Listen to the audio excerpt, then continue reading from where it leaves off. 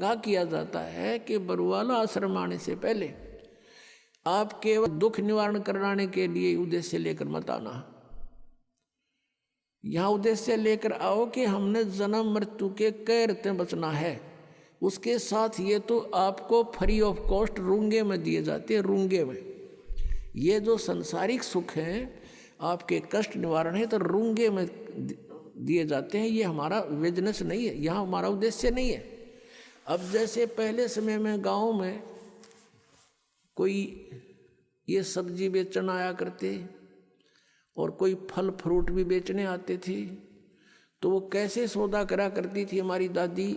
उस समय ऐसे सौदे हुआ करते थे जैसे गेहूं का बेला भर लेगी और उसकी तराजू में डाल दिया, और वो उसको कणक के कोई 2 बार कोई 1.5 बार ऐसा उसके बदले में 2 बार जैसे सब्जी तोल दी गेहूं के बदले।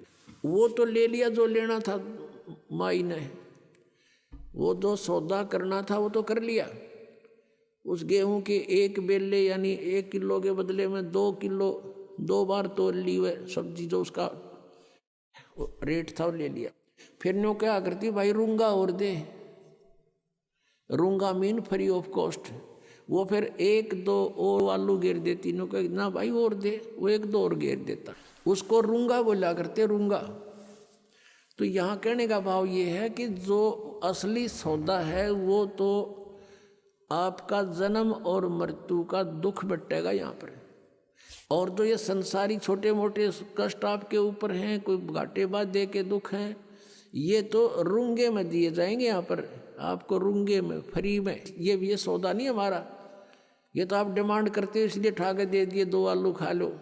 तो ये जो आपके ऊपर जो कष्ट आए हैं, कोई प्रेत बाधा है या कोई किसी ने शराब कर रखा, कोई घायल गलवा रखी है या कोई पाप कर्म प्रारब्ध का दंड है, ये तो रूंगे में काटेंगे कबीर भगवान।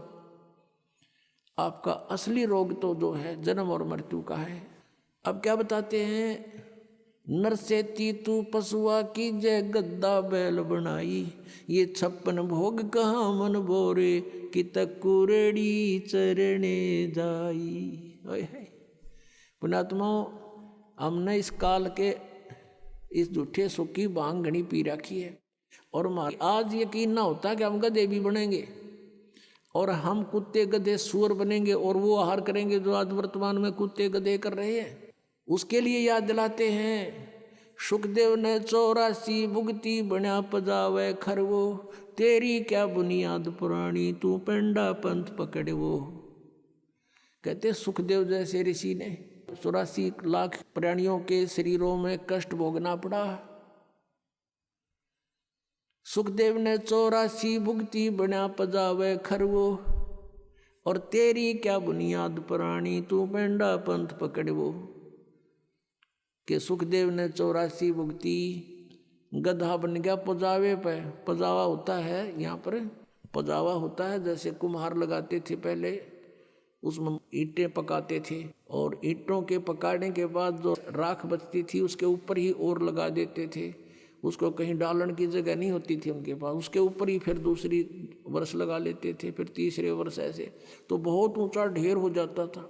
और गधे पे नीचे से कच्ची ईंटें डालते हैं उसके कमर के थैले पे, और नीचे से कच्ची ईंटें ले जाते हैं, कच्ची उतारते पक्की फटाफट ठोक देते हैं उसके ऊपर, और फिर देख डंडा नीचे को धक्का दे देते हैं। 1 सेकंड की भी उसके पास समय नहीं है, नीचे से भी लद्दा आ जाता है, ऊपर से भी लद्दा आता है, और कमर टूट जाती है गधे की। और शाम को आहार करने के लिए कहाँ जाता है, कुर्डियों पर यानी बाहर मैदान में, वहाँ खाता है। फिर चारा भी बाहर चर के आता है और सेवा को मार की करता है। और फिर टूटी कमर पर जख्म हो जाता है, उसको कौवे नोचते हैं। उसी जख्म के ऊपर आते ही कुम्हार जो कानू वो थैला रख देता है और ईंटें भर के फटाफट उसको स्टार्ट कर देता है, लेकर लठ। और फिर देखो पुण्यात्मा, अपना शरीर यहाँ कहीं से छुल जा खाल थोड़ी सी किसी कारण से भी, और उसके ऊपर कपड़ा भी लग जाना, कपड़ा वैसे भी आंखों में पानी आता है, इतनी पीड़ा होती है। और आज अफलातून जब राजा बना हुआ था, भक्ति करी नहीं, सच साधना की नहीं, आज गधा बना हुआ है। कमर टूटी है, ऊपर थैला, और थैले के अंदर से कोरस सैंड यानी वो खोरा ईंटों का जो रेत वो जख्म पर गिरता आकर के, और ऊपर से ईंटों की रगड़ लगती है उसके, ऐसे चलते चलते, और उसकी आंखों में से पानी आता है। वो कुछ नहीं कर सकता, विवश है। अपना आत्माओं, पहले तो हम भी ऐसे ही थे, अब परमात्मा की दया से आत्मा निर्मल हुई, ये बातें याद आती हैं तो भी शरीर कांप जाता है। और एक बार नहीं, असंख्यों बार, एक बार नहीं असंख्यों बार ये कष्ट उठाए हमने।